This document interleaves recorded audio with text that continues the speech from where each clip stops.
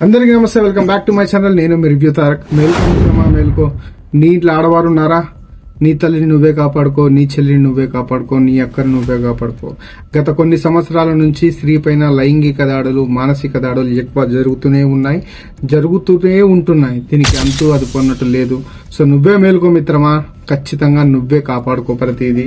ఇప్పుడు నేను చెప్పబోయే కదా Andhra Pradesh Gudlavalleru engineering of college లో జరిగింది. అసలు ఏం జరిగింది ఆ కాలేజ్? ఇప్పుడు అంతా హాట్ టాపిక్ గా ఎందుకు మారింది? ఆంధ్రప్రదేశ్ మొత్తం అట్టుడికి పోతుంది ఈ ఇష్యూ వల్ల. ప్రభుత్వాలు కూడా ఎన్నో ట్వీట్స్ చేశారు. నారా లోకేష్ కూడా ట్వీట్ చేశాడు. ప్రస్తుత ప్రభుత్వం కూడా దీనిపై స్పందించింది. అసలు ఏం జరిగింది గుడ్లవల్లేరు ఇంజనీరింగ్ కాలేజ్ లో మనం క్లారిటీగా తెలుసుకుందాం.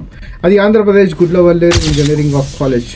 దాంట్లో బీటెక్ చదువుతున్న 4th ఇయర్ ఇద్దరు అమ్మాయిలు చేసిన దారుణాతిదారుణమైన పని వాష్రూమ్ లో సీక్రెట్ కెమెరాలు అమర్చడం. ఆ అమర్చిన కెమెరాలు వాళ్ళ బాయ్ ఫ్రెండ్ కి ఆ వీడియోలు తీస్తే డార్క్ వెబ్ మరియు డార్క్ వెబ్సైట్లలో అమ్ముకునేవాడు. అసలు ఏం జరిగింది, ఎలా తెలిసింది అనేది యథావిధిగానే కాలేజ్ కు అందరు వస్తున్నారు, యథావిధిగానే క్లాసులు జరుగుతున్నాయి అని జరిగిన తర్వాత వాష్రూమ్ కి ఒక అమ్మాయి వెళ్ళిన తర్వాత అక్కడ అమ్మాయి చాలా క్లారిటీగా అక్కడ సీక్రెట్ కెమెరా ఉంది అన్నట్టు గుర్తుపట్టింది. కానీ అక్కడ గుర్తుపట్టిన కెమెరాని వెంటనే అలర్ట్ చేసేసి కాలేజ్ లో ఉన్న స్టూడెంట్స్ తో పాటు డీన్ మొత్తం యాజమాన్యానికి కంప్లైంట్ ఇవ్వడం జరిగింది. పోలీస్ వారు ఇంటర్గేషన్ చేస్తే దాంట్లో తెలిసింది ఇద్దరు అమ్మాయిలు 4th ఇయర్స్ అవుతున్నారని. వాళ్ళ పేర్లు అయితే ఇంతవరకు బయట పెట్టలేదు. కానీ ఎవరికైతే ఈ వీడియోస్ సెండ్ చేస్తున్నారో అతన్ని పట్టుకున్నారు. అతన్ని ప్రస్తుతం ఇంటరాగేషన్ చేస్తున్నారు. ఇది పక్కన పెడితే ఇప్పుడు ఆ కాలేజ్ లో చదువుతున్న అమ్మాయిల జీవితాలు, భవిష్యత్ మొత్తం నాశనం అయిపోయింది. తెలిసి చేసిన తప్పుకి ఎవరైనా బాధ్యులు అవుతారు, కానీ తెలియక చేసిన తప్పులు కాబట్టి ఆ వీడియోలో 300 పైగా అమ్మాయిల వాష్రూమ్ లో వెళ్ళినప్పుడు తీసిన వీడియోస్ ఉన్నాయి. ఇప్పుడు వాళ్ళ ఫ్యామిలీ వాళ్ళు చాలా సఫర్ అవుతున్నారు. ఈ సీన్ చూస్తే నాకు పోకిరి సినిమాలో ఒకటి మహేష్ బాబుది ఒక డైలాగ్ గుర్తొస్తుంది. చూసారు కదా, ఇదే డైలాగ్. ఆడవారికి ఆడవారే శత్రువు అనడానికి ఇది ఒక మూల కారణం.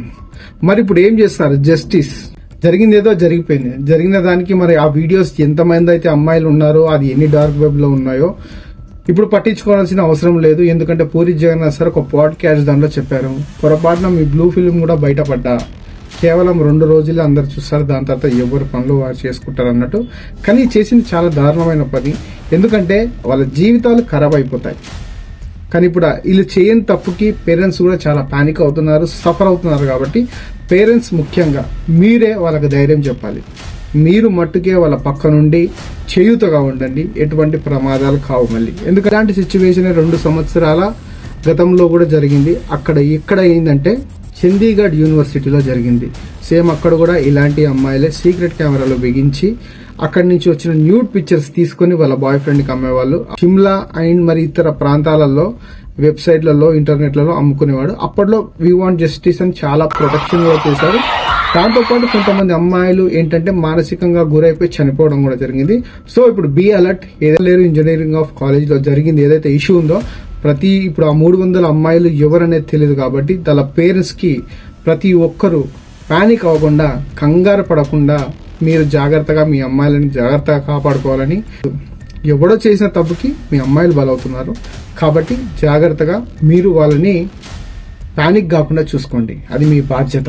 దీనిపై ఆంధ్రప్రదేశ్ ప్రభుత్వం కూడా నారా లోకేష్ ట్వీట్ చేయడం జరిగింది.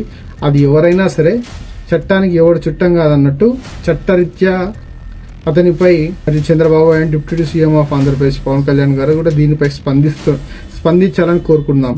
జై హింద్. నేను మీ రివ్యూ తారక్.